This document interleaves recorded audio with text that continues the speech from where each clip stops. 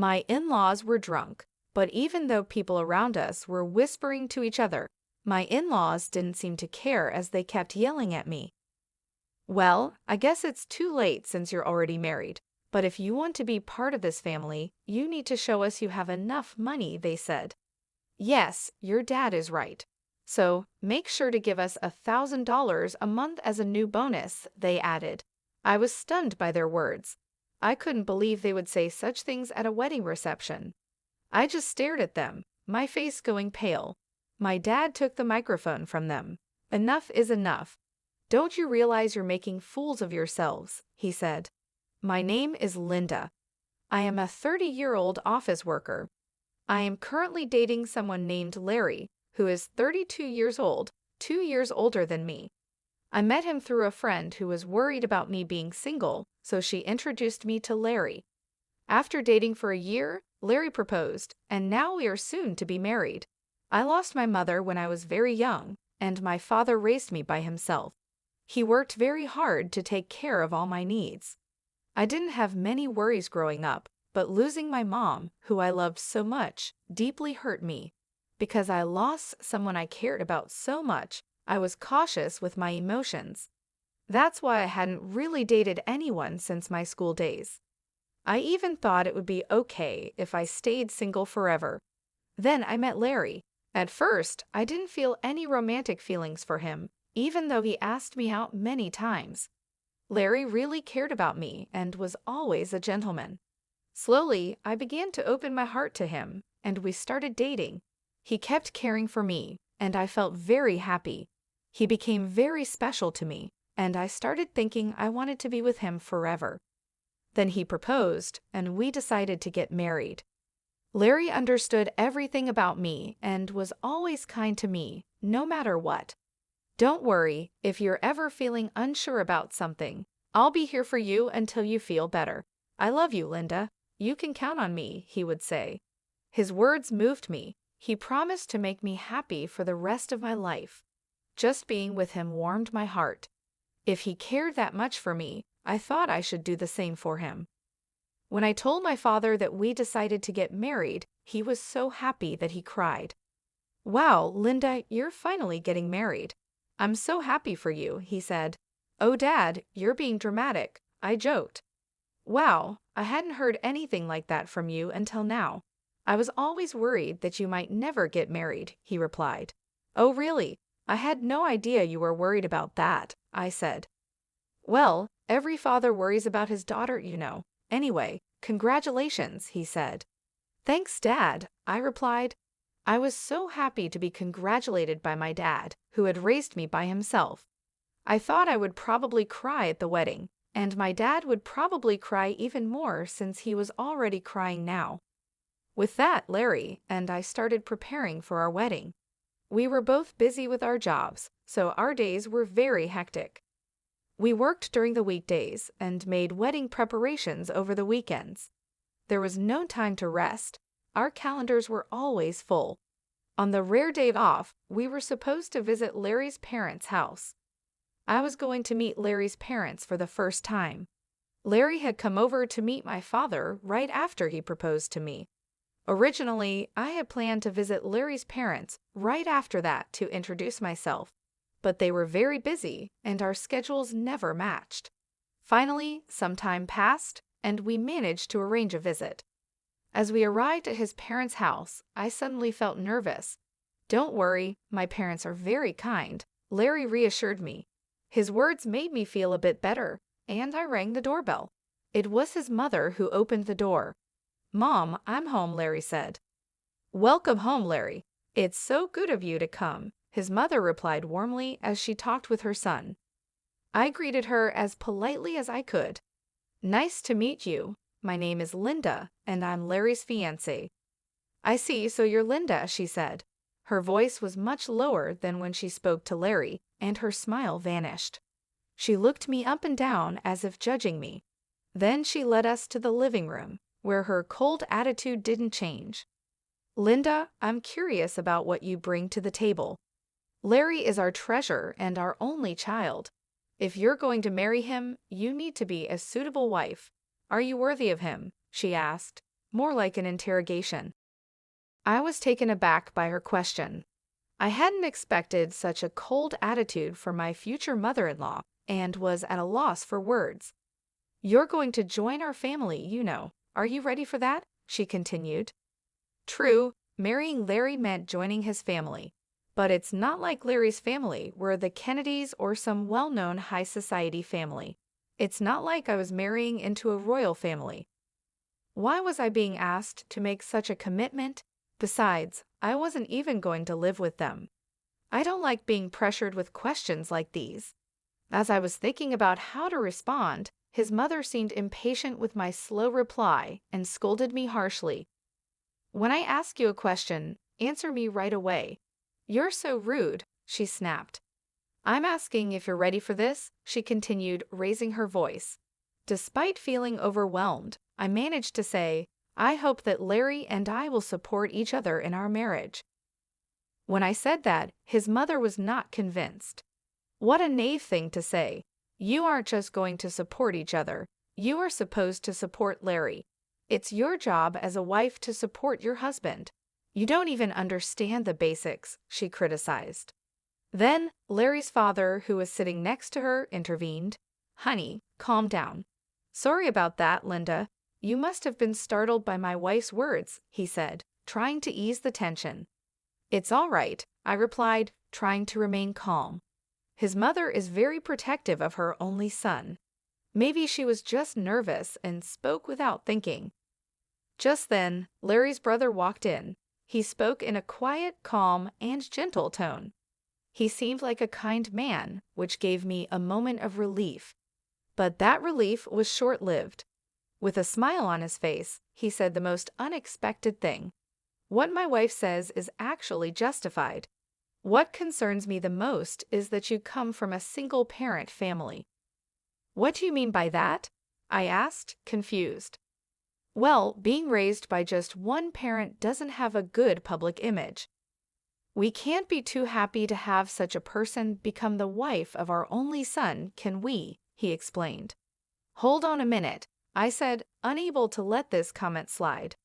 "What is wrong with being raised by a single parent? My father worked very hard to raise me by himself. I am very thankful for my upbringing, and I am proud of my father. Being raised by a single parent doesn't make me any less valuable."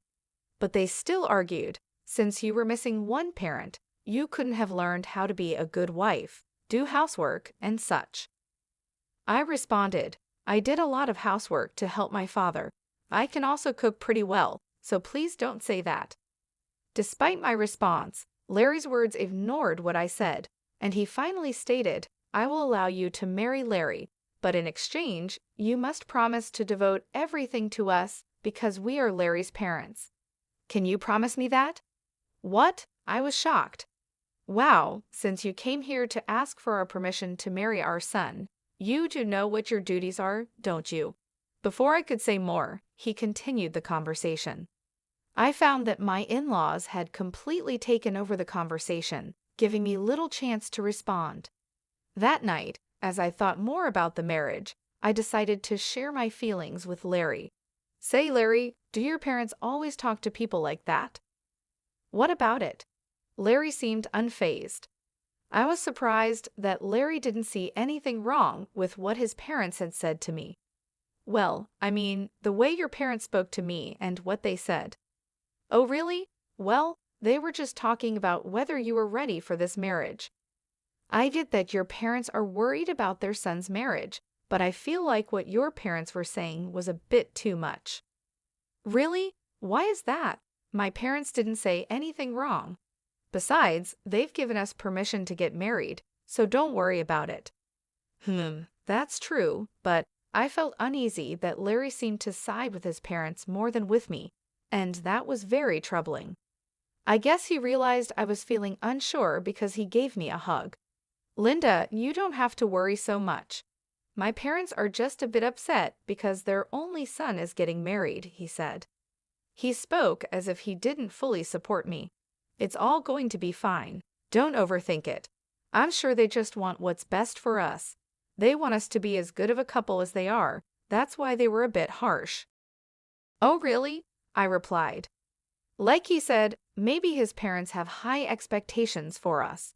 But even if that's the case, I don't think it's right for them to belittle me because I was raised by my father. I don't think people who say such things make a good couple. We are the ones getting married, and we should be the focus, not their approval or disapproval. With that perspective, although I was still a bit upset, I decided not to dwell too much on his parents' opinions. Then, the day of the wedding arrived. We had many guests, including our relatives, friends, colleagues, and bosses. I walked down the aisle with my father, who had raised me all my life. Larry and I exchanged our vows and rings. We were met with applause, and for the first time, I truly realized that I was getting married to Larry. I felt a happiness I had never felt before as we walked into the reception hall. We made our way through the crowd, greeted by videos of us as part of the entertainment. It was a joyful time. I chatted with friends I hadn't seen in a while, and many people congratulated us. Despite my earlier worries about his parents, I was glad I had decided to marry Larry. I was glad we decided to have a memorable day. After the ceremony, we planned to officially register our marriage and Frank, and I would become husband and wife. I cherished every moment and felt so happy. Time flew by, and soon it was time for the final part of the event. The bride, groom, and both sets of parents lined up to greet the guests. But I started to feel uneasy because of Frank's parents. We were all supposed to be standing in line, but his parents were wobbly on their feet. If you looked closely, you could see that their faces were bright red. They had drunk too much. Some relatives asked if they were okay. My in-laws were clearly drunk, but we had to wrap up the ceremony and get it over with. The moderator handed the microphone to me and Larry. Suddenly, Larry's mother snatched my hand away from him and yelled at me like a professional wrestler in the middle of a challenge. Listen to me, Linda. After this wedding, you are going to devote yourself to us completely. Prepare yourself because we are going to test you really hard. The guests started whispering to each other, and some even thought it was a joke and laughed. Then, Larry's father grabbed the microphone. Linda, don't you feel embarrassed to wear a dress like that? It doesn't suit you at all. Dear, you should tell her the truth, his mother chimed in. As expected, the whispers among the guests changed in tone. I looked at Larry, hoping he would stop his father's rude comments. But Larry said he couldn't do that and that his parents weren't doing anything wrong. It became clear he would never protect me from his parents in the future. That was the moment I realized it. I was certain of it, even as the hall buzzed around us. My in-laws were drunk and continued to insult me. Well, you're already married, but if you're going to be part of this family, you need to prove that you have enough money, they said. Yes, that's right, they continued. After you register your marriage at the city hall, you should give us a few $1,000s a month and your entire bonus. I was shocked by their words. I never thought they would say such things at our wedding reception. I just stared at them, feeling my face go pale. My father took the microphone from them. Enough of this. Don't you realize you're making fools of yourselves? He said, though still showing some respect. His parents glared at my father. Why are you interrupting us while we're talking? I knew this woman's father was no good. Single parents are never any good, they said. Why do they talk like this? How dare they insult my father? I thought. My father, keeping his cool, replied, You people are even worse than I imagined. You even refuse to meet me because I am a single father. I never thought that someone like you would work for President Scott. President Scott is such a respectable person. I assumed his employees would be decent as well, my father continued. At that, my father-in-law's face turned very serious. How do you know President Scott? He's a business partner of my company, and more importantly, an old friend of mine, my father explained. And speaking of single parents, President Scott was raised by his mother alone. So you just insulted the president of the company you work for. Seeing my in-laws' faces fall at my father's words, I realized they finally understood the mess they had gotten themselves into. I apologize, sir. Please don't tell the president about this, my in-law pleaded, suddenly falling to his knees. Just moments before, he had acted like he was in charge, but now he looked defeated, and I could hear laughter from the guests. Some even pulled out their cell phones to record the scene. No matter how much you apologize, you can't take back your words, my dad said. He walked over to me and asked if I wanted to go home with him. I said yes and took the microphone from Larry's hand. Thank you for the great entertainment, but there will be no marriage, I announced to Larry and his parents. And to everyone who attended, I will make sure to return the money you gave us for this occasion. Then I left the reception hall with my dad. I caught a glimpse of Larry and his parents looking dismayed, and soon after, his relatives rushed over with worried expressions on their faces. The place must have been in complete chaos. As I returned their money, I apologized to the guests. They all expressed sympathy for me and praised me and my dad for our actions, saying it was good that we weren't taken advantage of by such terrible people. Later, Larry's coworkers who had attended the reception must have spread the word about what happened at his company. Larry became known for having such unreasonable parents and was criticized for having a weak character. His embarrassment was so great that he resigned voluntarily. And of course, the president of my father-in-law's company found out about the incident. Larry's father was demoted and sent to an insignificant division of the company, transferred to a remote office in the countryside. I heard that Larry's family has been ostracized by all his relatives because of what happened at the wedding. While it's unfortunate, it really was their own doing, and sometimes things like that just can't be avoided. In the meantime, I've been using this opportunity to strengthen my relationship with my dad. We've been spending more quality time together, and it's helped me appreciate all he's done for me even more.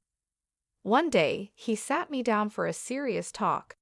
"Linda, are you interested in running the business?" he asked, looking at me with a mixture of hope and seriousness. "Do you mean?"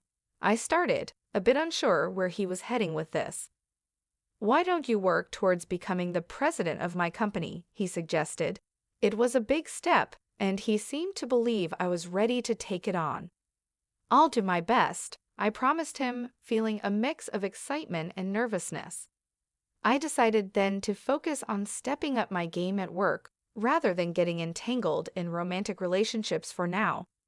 I wanted to prove to myself and to my dad that I could excel and perhaps one day be a great leader like him. Currently, I am deeply involved in learning everything I can at my dad's company. The work is challenging but fulfilling, and I'm determined to make the most of this opportunity. Reflecting on the wedding fiasco, it's clear that Larry's in-laws were quite unreasonable, turning what should have been a beautiful event into a spectacle. Thankfully, since the marriage wasn't officially registered, Linda myself in this scenario was spared from a legally binding mistake. Now, free from any marital ties, and with no looming in-law issues, I can focus solely on my career aspirations. It's a relief to know that out of a chaotic situation came a clear path forward for me. I look forward to what the future holds and am excited about the potential of leading the company. I wish myself all the best and hope that anyone watching this story can take something valuable from it. Thank you for staying till the end. Please consider subscribing if you enjoyed this story, and I hope to see you in the next video.